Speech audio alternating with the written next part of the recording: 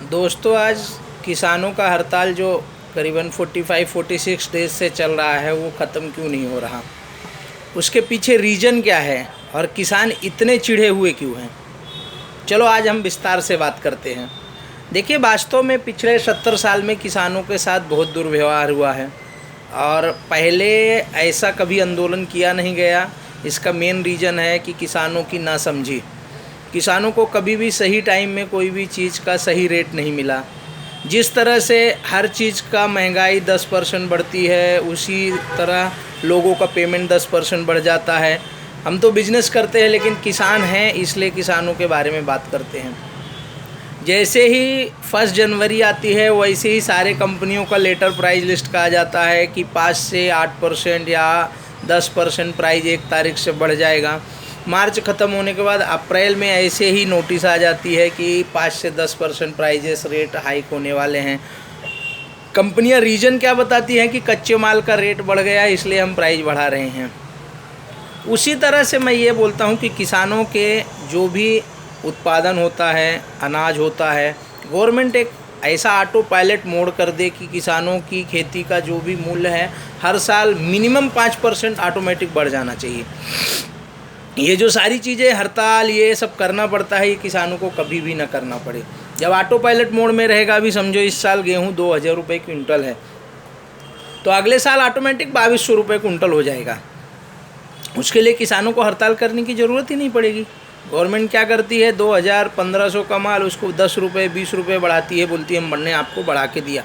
लेकिन पेट्रोल का रेट रोज़ बढ़ता है, डीजल का रेट रोज़ बढ़ता है, रोड टैक्स रोज़ बढ़ता है, जीएसटी और वैट, ये जो चीज़ें हैं ये पहले 5%, 10%, 12% थी, अभी डायरेक्ट 18% हो गई हैं। कहने का मतलब है कि जब महंगाई बढ़ती है, खर्चे बढ़ते हैं, तो उसके साथ साथ जो किसानों की आमदनी है उसको भी बढ़ाना ज़रूरी है। आपकी जो खाद है, बीज है, उनका रेट हर साल बढ़ता है। डीएपी, यूरिया पहले 150-200 रुपये को एक बोरी आती थी, आज वही 800-1000 रुपये में आते हैं। तो जिस तरह से बाकी चीज़ों का भी रेट बढ़ता है, उस तरह से किसानों के उत्पादन का रेट गवर्नमेंट को ऑटो मोड में डाल देना चाहिए। देखिए आज क्या हुआ है, पहले के टाइम में कैसा था कि लोगों को अनाज महंगा लगता था। आज कैसा हो गया कि लोग पेमेंट तो 1.5 लाख 2 लाख रुपए कमा रहे हैं, लेकिन उनके छोटा परिवार को महीने में 2000 रुपये में अनाज खाने को हो जाता है, जिसमें कि 2 किलो दाल, 4 किलो चावल, 10 किलो आटा और बाकी चीज़ें मिलाया, तो ऐसे करके 2 से 3 हज़ार में हो जाता। पहले जबकि यही चीज़ें 30% 35% आपको खर्चा करना पड़ता था। रही बात सब्जियों की, तो सब्जियों में किसानों को वास्तविक रेट नहीं मिलता।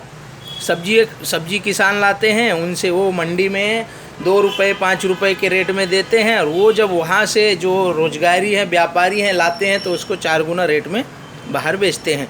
तो जो लोग खरीदते हैं उनको लगता है कि सब्ज़ी बहुत महंगी हो गई, टमाटर बहुत महंगा हो गया, नींबू बहुत महंगा हो गया। वास्तव में ऐसा नहीं है।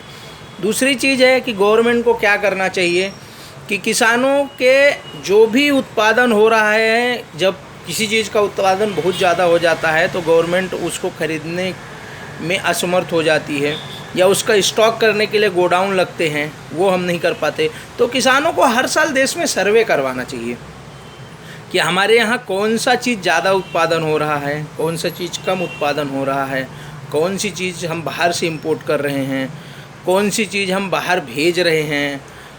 तो उस हिसाब से जो बाहर भेज रहे हैं उसमें प्रॉफिट अच्छा रहा, अगर उसका उत्पादन ज़्यादा हो गया तो कोई प्रॉब्लम नहीं। लेकिन जो हम बाहर से मंगा रहे हैं लेकिन हमारे देश में भी उत्पादन हो रहा है, उसको गवर्नमेंट को बढ़ाना चाहिए। गवर्नमेंट को उसको नॉलेज देना चाहिए, उसको प्रशिक्षित करना चाहिए कि ज़्यादा से ज़्यादा किसान ये चीज़ का उत्पादन करे, जिससे कि हमारे को बाहर से सामान ना मंगाना पड़े, तो हमारी मुद्रा बाहर नहीं जाएगी।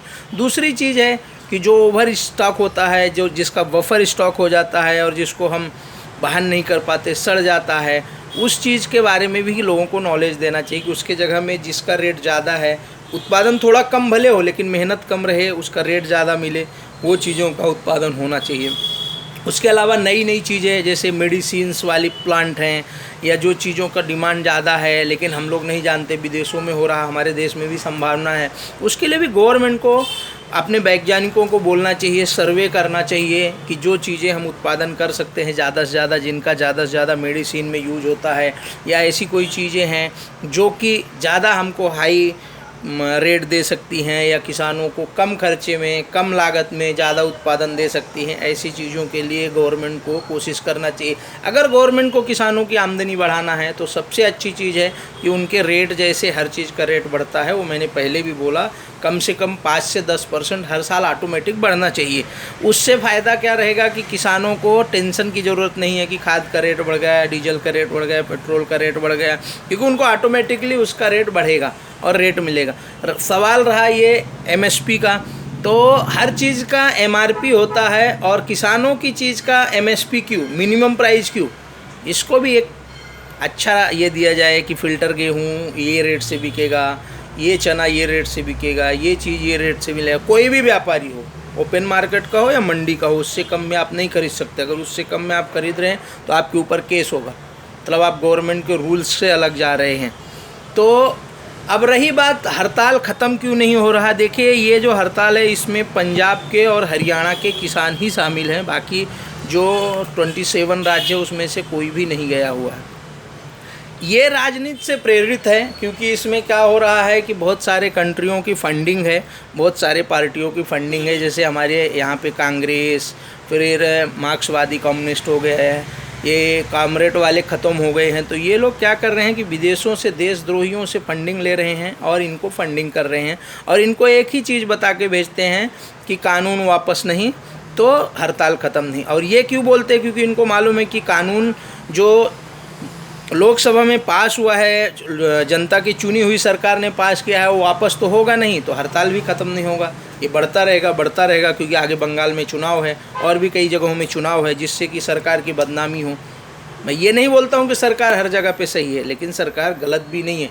ये पहली सरकार है जो किसानों को हर साल 6,000 रुपये दे रही है, कुछ तो मदद कर रही है, और भी नई नई योजनाएं ला रही है जिससे कि लोगों को फ़ायदा होगा। तो ये जो हड़ताल है ये बहुत जल्दी ख़त्म होने वाली नहीं है, हो सकता है इसका परिणाम आगे चल कर के और भी आपको देखने को मिले, और भी ज़्यादा बुरा देखने को मिले। तो इसलिए मैं सब लोगों से यही बोलूँगा कि लोग जागरूक रहें, सतर्क रहें, आने वाला समय और भी मुश्किल हो सकता है। धन्यवाद, थैंक यू।